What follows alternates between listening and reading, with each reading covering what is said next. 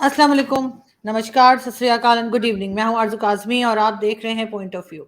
हमें जी आज जॉइन किया है पाकिस्तान से इरफान मलिक साहब ने और ये जी बहुत ज़्यादा काम कर रहे हैं। वैसे तो सोशल मीडिया पे भी बहुत एक्टिव है, लेकिन एक ख़ास चीज़ जिसके लिए मैंने आज इरफान साहब से रिक्वेस्ट की थी कि वो आएँ, और वो ये कि आर्टिफिशियल इंटेलिजेंस के ऊपर, जिस पे हमने भारत के साथ भी एक शो किया था और इसमें उन्होंने एंकर बना दी। मतलब अब लग ये रहा है कि इंसानों की ज़रूरत कम से कम होती चली जाएगी।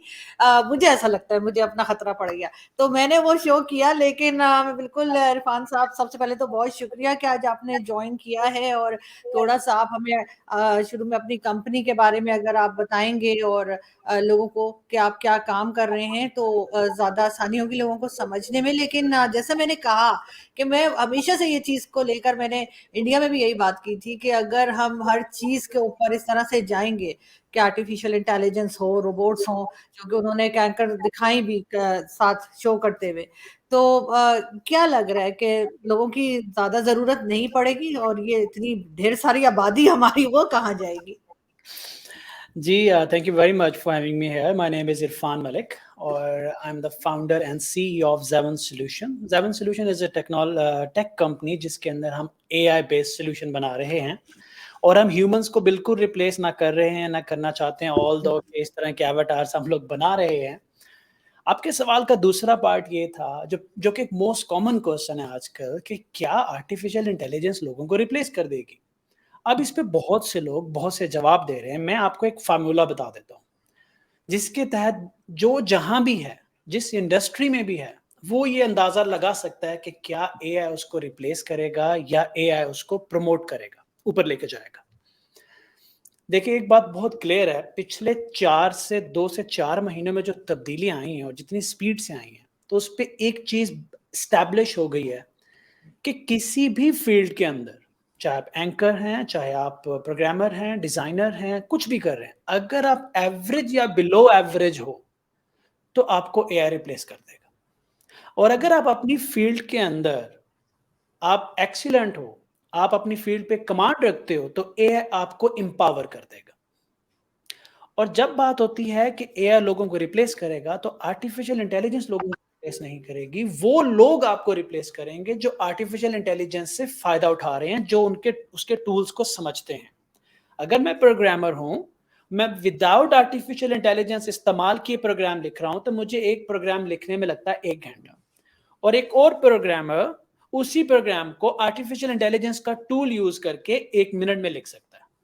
सो वो बंदा डेफिनेटली मुझे रिप्लेस करेगा, और मैं ब्लेम करूंगा आर्टिफिशियल इंटेलिजेंस को। सो इसका सोल्यूशन सिर्फ इतना है आप सब लोगों के लिए, कि आप जो भी कर रहे हैं, you have to be excellent. आपको उस पे कमांड लेनी पड़ेगी, क्योंकि एवरेज और बिलो एवरेज लोगों के लिए एआई नुकसान करेगा।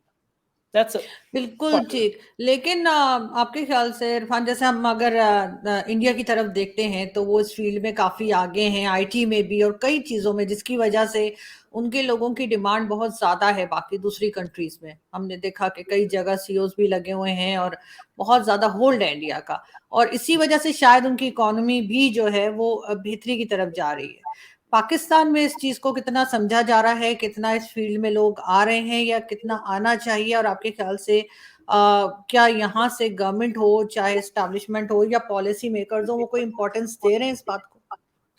देखें, 2 एंड्स हैं इस कन्वर्सेशन के।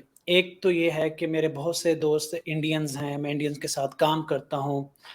तो एक है कि उस कंट्री के अंदर टैलेंट कितना है। When we are talking about talent, Pakistan is not that far from India. Talent बहुत है दोनों ममालिक में। मसला है टॉप लेयर पे, पॉलिटिकल लेवल पे, डिसीजन मेकर्स पे प्रायोरिटीज़ का। इंडिया में टेक एक हाईएस्ट प्रायोरिटी है। पाकिस्तान में टेक हमारी प्रायोरिटी नहीं है। हम एक अजीब सी वॉर में हैं, एक इगोइस्टिक वॉर में हैं, जिसमें हम इस चीज़ को तवज्जो नहीं दे रहे इस चीज़ पे। इंडियन मुसलसल इंफ्रास्ट्रक्चर डेवलप कर रहे हैं, जिसके अंदर स्टूडेंट से लेके एक एंटरप्रेन्योर तक को फैसिलिटेट किया जा रहा है। और इतना ही नहीं, जब वो एंटरप्रेन्योर अपना मुल्क छोड़ के कहीं जाता है, तो उनकी पॉलिटिकल टाइज उस मुल्क के साथ भी इस तरह से डिज़ाइन की जा रही हैं कि उनके एंटरप्रेन्योर्स को वहाँ पे फ़ायदा पहुँच सके। अनफॉर्चुनेटली हमारे मुल्क में हमारे एंटरप्रेन्योर्स को अपने ही मुल्क के अंदर फैसिलिटेट नहीं किया जा रहा। ना तो वो स्कूल के बच्चे तक अभी तक एआई पहुंचाया हमने, ना अगर कोई गलती से सेल्फ लर्निंग करके बाहर से पढ़ के एंटरप्रेन्योर बना है, कुछ करना चाहता है, तो हम उसको भी फैसिलिटेट नहीं कर रहे।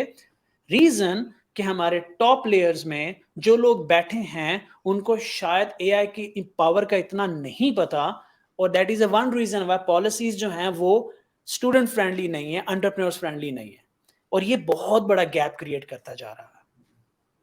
और एक बात मैं यहाँ ऐड करूंगा, आज से 6 महीने पीछे जाए ना, ये मैं बार बार कर रहा हूँ, कल एक कैनेडियन टीवी से मैं बात कर रहा था, उनको भी मैंने बताया कि आज से 6 महीने पहले चले जाएं, सिर्फ एआई वर्ल्ड में हम शायद हर रोज एक दिन पीछे चले जाते थे, अब हम हर रोज 1 साल पीछे जा रहे हैं।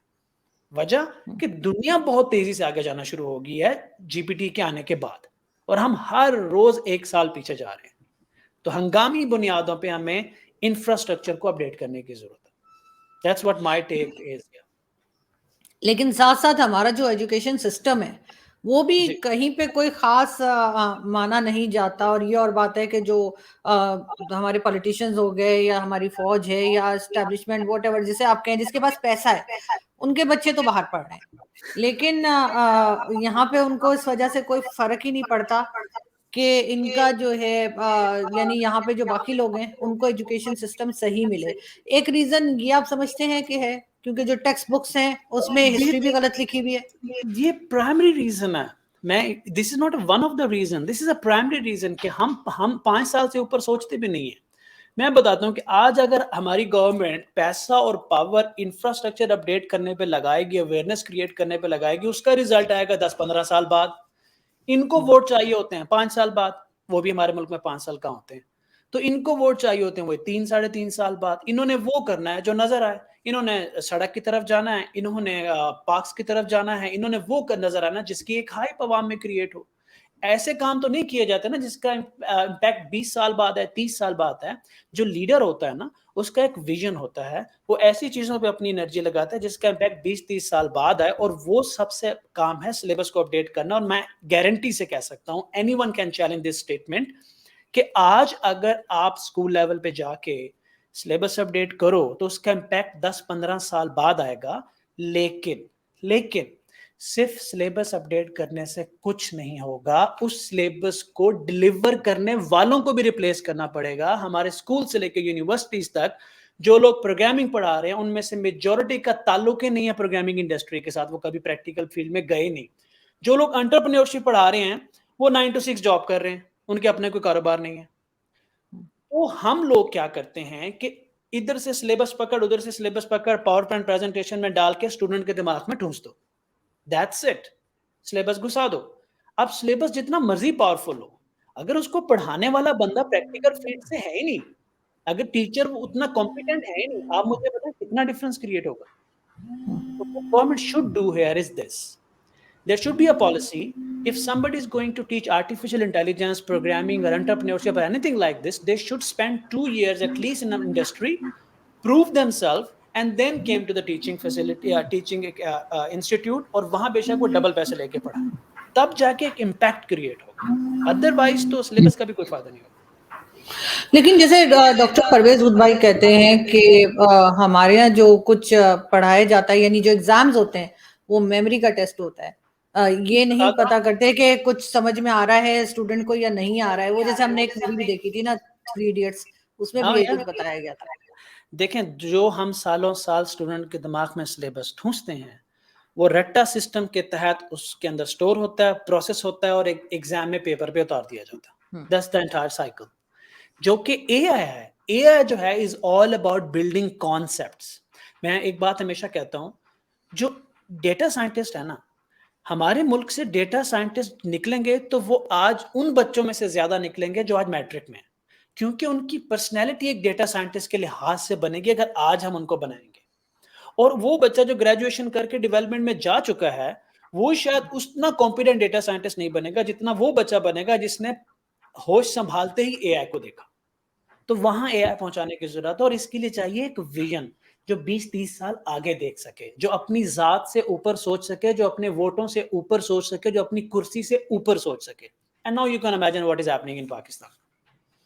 बिल्कुल। और क्योंकि वैसे तो आप बार-बार जब कुर्सी की और वोट्स की बात करते हैं, तो क्योंकि मुझे इतनी पॉलिटिकल शो की आदत है कि मैं बार-बार उस तरफ जाके फिर वापस अपने आप को घसीट के लाती हूँ कि नहीं, मैंने पॉलिटिक्स पे बात नहीं करनी। अदरवाइज़ ये हाल हमारा पॉलिटिशियंस नहीं बनाया है, जो एजुकेशन सिस्टम हमारा इस बुरी तरह से आप देख रहे हैं कि क्या हाल है। लेकिन आपने कैसे सोचा इरफान, आप इस फील्ड में कैसे आए? आपको इस तरफ क्यों आपने सोचा कि मुझे ये स्टडी करनी है या मैंने इस चीज़ को लेके आगे बढ़ना है? क्योंकि ये बहुत अच्छी बात है कि आप जैसे लोग हैं पाकिस्तान में। मुझे तो ख्याल नहीं था कि पाकिस्तान में भी कोई इस फील्ड में काम कर सकता है या कर रहा होगा, लेकिन ये लोग हैं नहीं या लोग सामने नहीं आ रहे, हमें पता सामने नहीं नहीं लग आ रहा। रहे, सामने नहीं आ रहे। उसकी भी वजह मैं आपको बताऊंगा अभी कि सामने क्यों नहीं आ रहे। क्योंकि अनफॉर्चुनेटली हमारे मुल्क में ये है कि जब आप कुछ सही करने जाते हो तो बिला वजह आपको क्रिटिसाइज किया जाता है। इस फील्ड के अंदर आपका फोकस अगर इस फील्ड से हटता है तो आप खुद ही फेल हो जाते हो। मैं यहाँ क्यों आया, उसकी वजह भी आप पॉलिटिकल्स के साथ लिंक ना कीजिएगा, बट मेरी एक स्टोरी है। अब वो लेंथी हो जाएगी। मैं बहुत नीचे से ऊपर I mean after matric I couldn't even afford my education. तो मैं स्पोर्ट्समैन था, गवर्नमेंट की तरफ से खेलता था।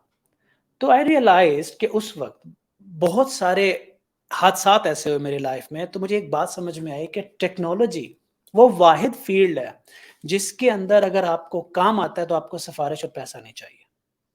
अगर आपके पास स्किल सेट है, this is a loud and clear message to anyone. अगर आपके पास स्किल सेट है तो आपको ना सिफारिश चाहिए ना पैसा चाहिए। और अगर आपकी ये सोच है तो आप गलत सोच रहे हैं, क्योंकि अगर आपके पास टेक्नोलॉजी में कोई स्किल सेट है तो बेसिकली आपके लिए बॉर्डर्स खत्म हो जाते हैं, पूरी दुनिया खुल जाती है। आप पाकिस्तान के गांव से बैठ के यूएस के किसी सिलिकॉन वैली में बिजनेस कर सकते हैं while you sitting in some small area in Pakistan.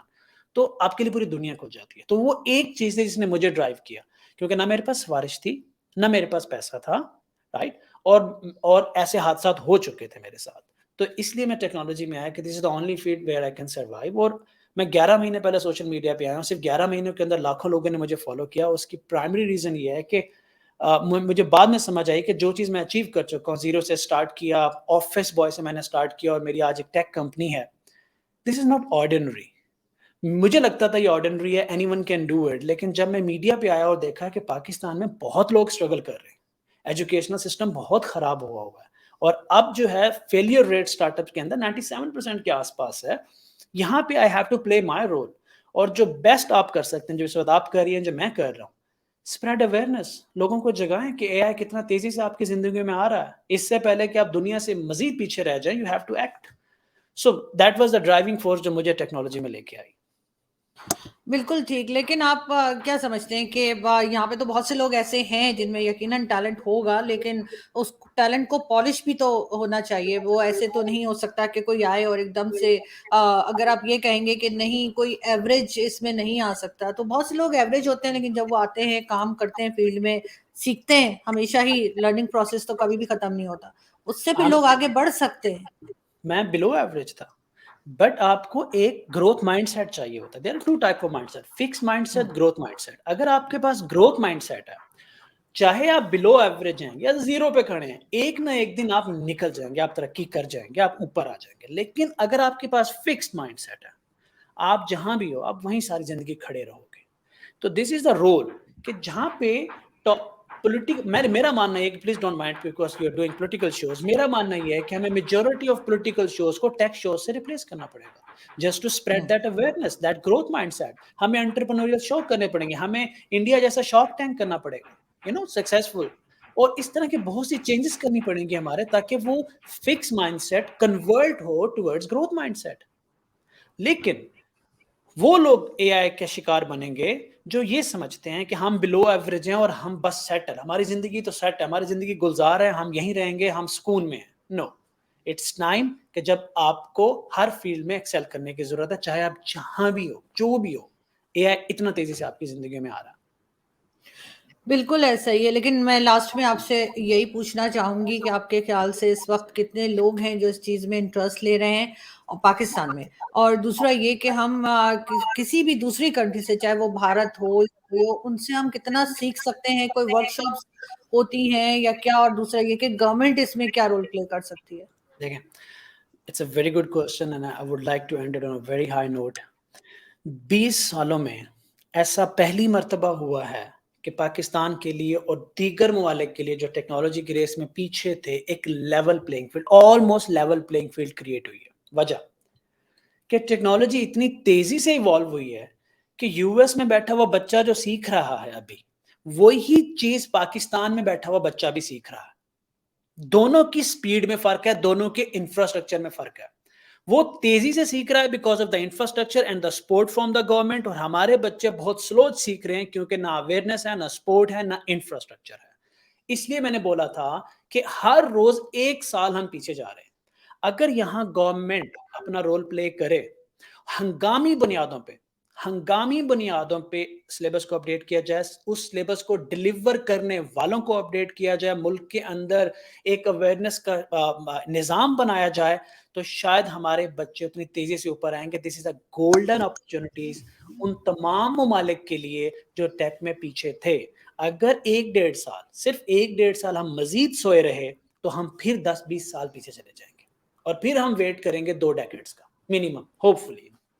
तो बिल्कुल गवर्नमेंट ऐसा ही है जी, बिल्कुल ऐसा ही, और बिल्कुल ठीक कह रहे हैं। लेकिन साथ ही मैं आपसे रिक्वेस्ट करूंगी कि अगर आपके पास टाइम हो तो हम वीकली एक शो किया करें आपके साथ, ताकि इसकी अवेयरनेस जाहिर है कि लोगों को हम बता सकें। और जैसे आप कह रहे हैं, मैं तो खैर हर टॉपिक पे ही शो करती हूँ, लेकिन ये कि खासतौर पे इस किस्म की फील्ड और इस किस्म की बात जो है, मेरा ख्याल है ये जानी चाहिए लोगों तक, और पाकिस्तान के लोगों के अलावा दूसरे लोगों को भी पता लगे कि पाकिस्तान में भी ये काम हो रहा है। क्योंकि अभी तक तो हमें यही लगता था कि यहाँ पे इस तरफ कोई सोच भी नहीं रहा है।